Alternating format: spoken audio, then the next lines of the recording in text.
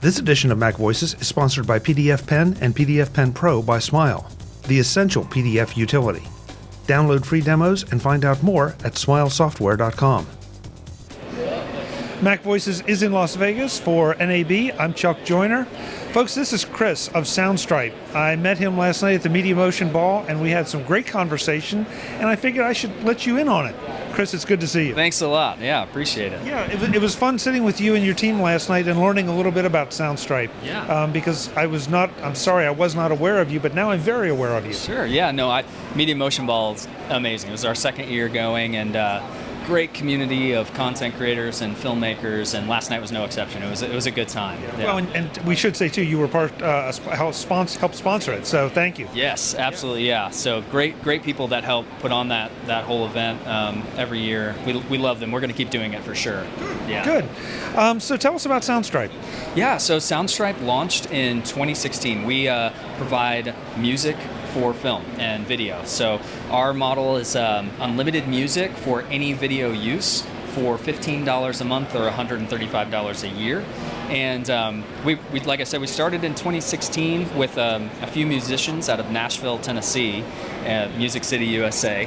And we thought, we've got these really just incredible producers that are doing records for these award-winning artists and these, really talented songwriters, but just collecting their own material, kind of collecting dust on hard drives, right? So how can we kind of do something that provides value to the video content community and the filmmaking community, podcasters, and but also provide a consistent, stable living to artists and to musicians and producers. So that was the whole idea. Our mission kind of solidified into keep creatives creating.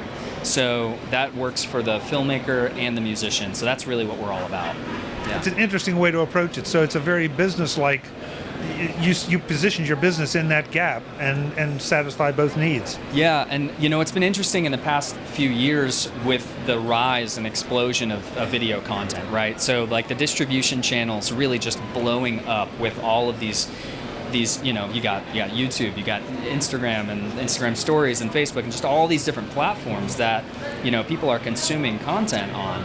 And so as the video content kind of started to grow, so did the demand and the need for high quality music resources at scale.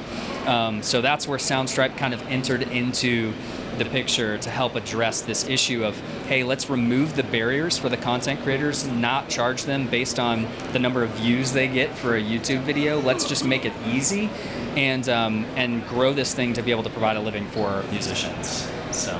Okay, now there are a million questions here, yeah, and you have people that want to talk to you. So, but I got to ask. That's fine.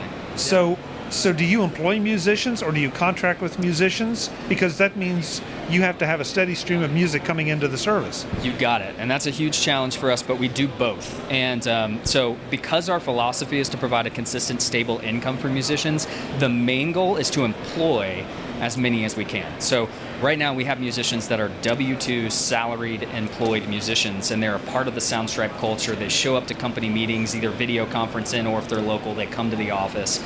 And we do that intentionally. Number one, it helps create a more vibrant, amazing community of artists that want to produce amazing work for the library. But then two, it helps us fulfill the mission of being able to provide a salary and income. They can go get mortgages and not worry about it. Now, the other side of that, obviously, is we have other production deals that we do, which are 1099 contract deals, and those artists will submit a number of songs and collect a paycheck at the end of every month. But we take we obviously are scaling our library with the demand of our membership. So as the company grows, the more people that join, the more artists we're able to employ and the more music that's able to be generated for the library. Interesting. Okay, so I got to bring up the dirty word of licensing. Yeah. Because music licensing can be a real pain. Oh, yeah. And really difficult to understand and not be in violation. I mean, the odds are that if you're doing a small project, nobody's probably ever going to care. But you want to try to be in compliance. Oh, yeah. So if I buy music from you, what kind of license do I have? Yeah, great question. And I like how you frame that because historically you're right. It is It is very complex. There's so many things that, and there's no like universal approach to music licensing, or at least there hasn't been for a long time. Different companies would charge different rates for different distributions or different uses. So you may approach one company that gives you a certain price for a film festival, say, and then another company or publisher will charge you a completely different price. And so there's no universal language on how to approach licensing. Well, I think that's evolving. That's changing, especially because the distribution channels have grown. There are companies like Soundstripe. To directly answer your question, we provide unrestricted use for our licenses. So based on whatever video you're creating and whatever use that is, whether that's broadcast or an Instagram post, you're covered. And each time you download a song from Soundstripe, you're generating a license specifically for that project. So even if you're working for a corporate job and need to make sure that they have that license, you know, and all of that is generated each time you download a track from Soundstripe. So I don't want to put words in your mouth, okay, but so I'm hearing that I have a global, worldwide, unlimited license for broadcast, motion picture, online, anything. Yes. So with broadcast, the only thing that we do ask is that when you submit a cue sheet to the network, so that we can track all the things, the royalties being generated on the back end, and everything's up to snuff there. But you're right, you're correct. So you have unrestricted use, and there's no additional charges for our plan based on that use. That we did away with all that is gone. Yeah, so you're right. That's how it works. Okay. Now, but you also said something, and I want to make sure I clarify this, that it's by project. Yes. So let's say I'm producing a commercial for a Las Vegas law firm. Yes. But I'm also contracted to produce a commercial for a Boston law firm. Yeah. And am I buying 2 licenses from you? Do I buy 1 license from you and then I can use the music in multiple projects? How does that work? Solid question. So each time you download a license, it's a single-use license for that project, but there's no additional fee to go back and relicense that track. So what we've done is in the account section of your profile, all your licenses are there. So if you need to go back and relicense a song for a new project, you just click relicense, put the project name in, and you are good. So that's how. There's no additional fee for that. Okay, got it. Another question, I'll just throw this out while we're on the Please. topic. Another question that comes up a lot is, okay, I love this membership model, but what happens if I don't, stop doing video, or I cancel my membership, and then are those licenses good forever? Like, what happens? You're reading my mind. Yeah. That was my next question. Because it's a new approach to it, so it's valid, completely valid. And the answer to that is that all licenses you receive while a member of Soundstripe are valid in perpetuity, forever. Even if your membership is lapsed or canceled, or you take some time off and you're take some time off from video and then come back to it later. You're good. So the only thing that you can't do if your membership is canceled is reuse that same song again for a new project, unless you re-sign up or rejoin Soundstripe. Yeah. So what you're describing sounds very fair, the kind of thing we always have all wanted, but nobody seems to want to do it. I mean, and I'm not going to pick on any other services, but there's some that, I have to tell you exactly what I'm going to do with it.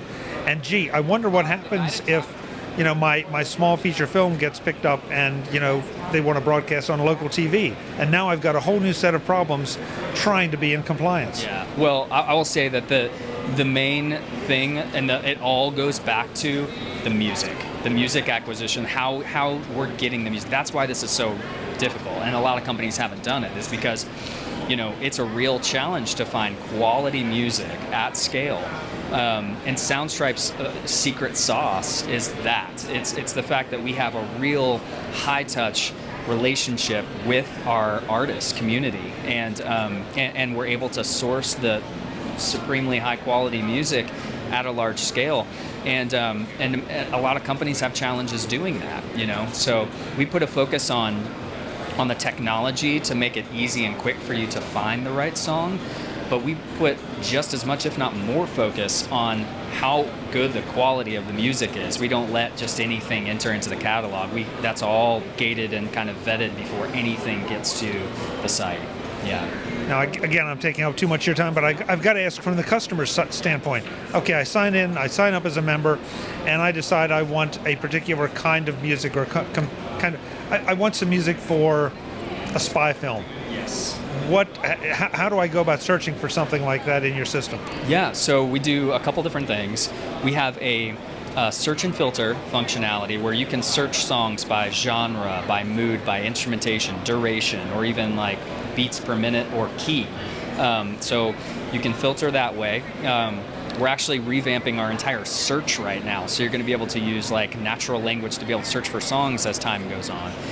But then we also do curated playlists. So we have an in-house product team that curates songs into little playlist packages for you. So if you're looking for something that's, cinematic, we've got a playlist that's all of our cinematic content, all of our cinematic music. Or if you're looking for something that's quirky and got kind of like a strange sound to it, we've got a playlist for that. So that's something that we're constantly kind of adding to and revamping, much like Spotify or Apple Music's curated playlist. We take this similar kind of approach with how we curate all the catalog. Yeah. You told me before we started the interview that you used to work at Apple, Yeah. which is interesting. So how did you go from Apple to this? Oh, that's a good question too. This is great. So I love Apple. I'm a huge Apple fanboy and always have been. And my time at Apple was I'm grateful for it. So I actually started my career in the music business. I worked for Warner for a few years, and I did sales and marketing at Warner. And I really, this was back in maybe like the 2010, 2011 area, time frame, and I started to see what was happening in music technology, and these different companies like Spotify had just launched in the U.S. The rise of kind of like internet platforms that were helping and serving musicians, and I really wanted to go learn about technology and learn about consumer technology and how people were engaging with technology and what businesses could do to leverage that. So I was like, man, I gotta go work for a company that's doing amazing things, and Apple was the first one that came to mind. So obviously, so they were just opening a new retail location near my home, and I was like, wow, I don't know if I can, jump ship in the music business. I went to school for this and everything, but it was the best decision I ever made. And my time there, what I was doing is a small to medium-sized business sales for Apple. But the thing that I took away the most, and still carry with me to this day, is the way that organization was run with the intentionality, all the way down from not only the products, right, the design, the beautiful design, all the intentionality that goes into even the packaging that we all love, right? It's the way that the internal business is structured. It's the leadership style, the training, how employees are meant to engage with people and engage with customers. All of that was just an amazing experience. And then, of course, I got to be working with the most brilliant, creative people on the planet, and got inspired to get into startup and entrepreneurship, technology, businesses, and found my way to music licensing through multiple companies that I had kind of like started with friends that eventually led to Soundstripe in 2016. So that's kind of the journey there. That's really interesting that you started in music, went to tech, and then kind of circled back to music, taking tech with you. Combining both, yeah. I like it. I like it. It's honestly, I'm super grateful and humbled for this experience. It's been a blast, and big things coming for sure. I wish you the best of luck. I don't think you need it. I think you're going to do just fine. Well, I certainly appreciate it. Thanks so much for asking me to do this. It's been phenomenal. It's been great to meet you. Yeah. So the website, of course, is? The website is soundstripe.com. And you can check us out online, listen to our music completely for free. And check us out on social media as well. So, yeah. It's a real pleasure. Thank you very much. Absolutely. Really, really appreciate you. Yeah. Folks, we'll have more from NAB in Las Vegas. I'm Chuck Joyner, and this is MacVoices. Visit MacVoices.com for show notes and to connect with Chuck on social media. Get involved in our Facebook group or like our Facebook page, and get more out of your Apple tech with MacVoices magazine, free on Flipboard and on the web. And if you find value in it all, consider supporting us through either our Patreon campaign at patreon.com/MacVoices or by making a one-time donation via the PayPal link on our front page and in the show notes of each episode. You will join these fine people who help bring you Mac Voices.